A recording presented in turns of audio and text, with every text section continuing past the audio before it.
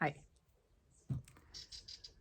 You know these overly positive people that seem to float on cloud number 9 all of the time? I am really, I think I always have been skeptical of those people. I remember actually years ago, was also here in Portugal.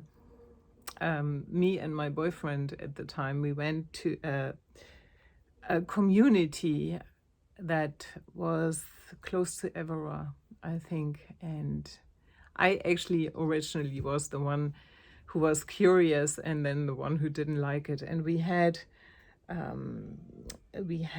a couple, I think, that was leading us through everywhere. And I don't know, was it both or just one of them? But they seemed to be so, I don't know, so, hello.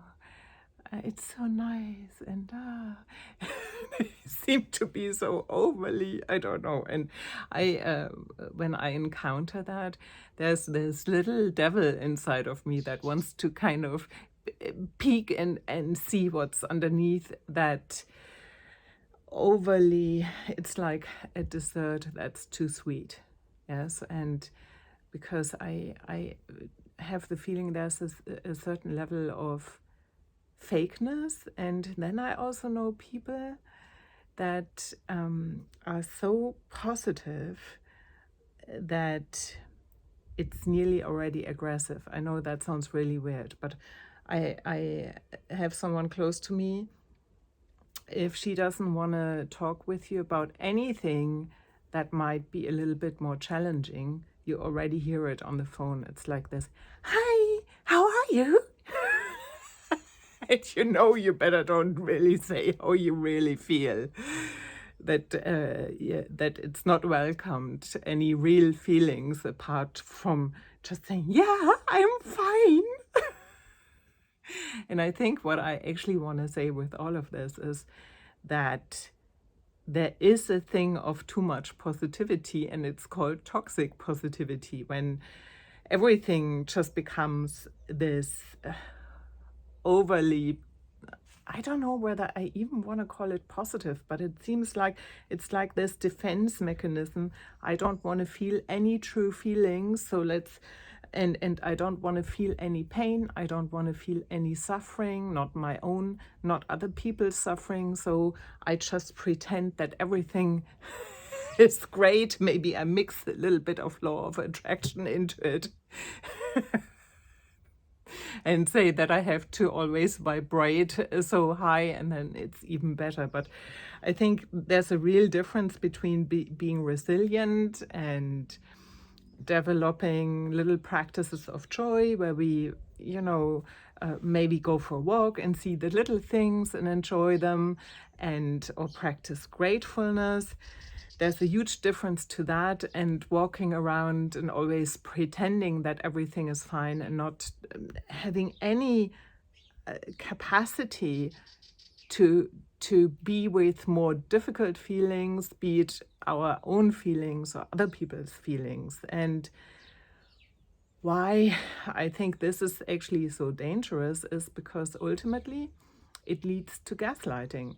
We gaslight ourselves because if we are not supposed to feel anything that's difficult, or it might attract something really bad, we just gonna say, maybe there's this feeling creeping up, the feeling of loneliness, and then we just gonna put it back down and say, oh no, you're not supposed to feel like that. That's gaslighting yourself.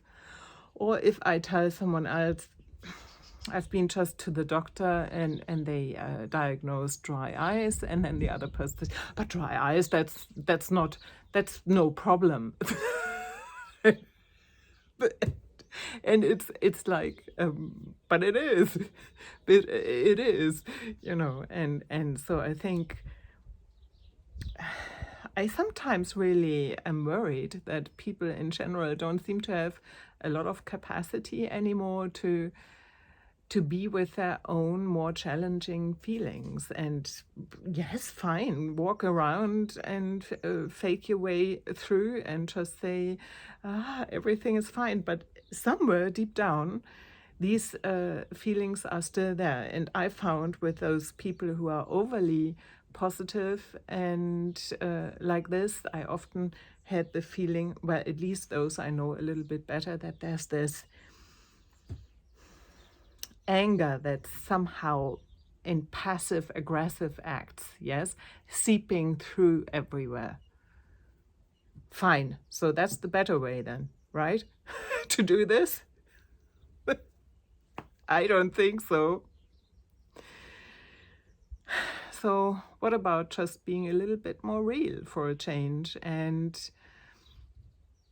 be with our feelings? And if I mean, at least, okay, if we need to, no, we don't, but if you need to gaslight yourself, fine, but don't gaslight someone else. And at least acknowledge their reality, because there's both in life and it's complex. We have joy, we have beautiful moments, and we have really tough moments. And as I often have said before, it's this and that. And we also can be sad and be grateful at the same time. That's also possible. Most of the time, there's a whole concoction of things going on, and we don't just have to deny all those things we think aren't good. We can embrace it all. So let's do that. I would love to hear from you, whether you had some experiences with toxic positivity that led to gaslighting and how you dealt with it. This was Anja Kersten, life coach and artist. Take good care. Bye-bye.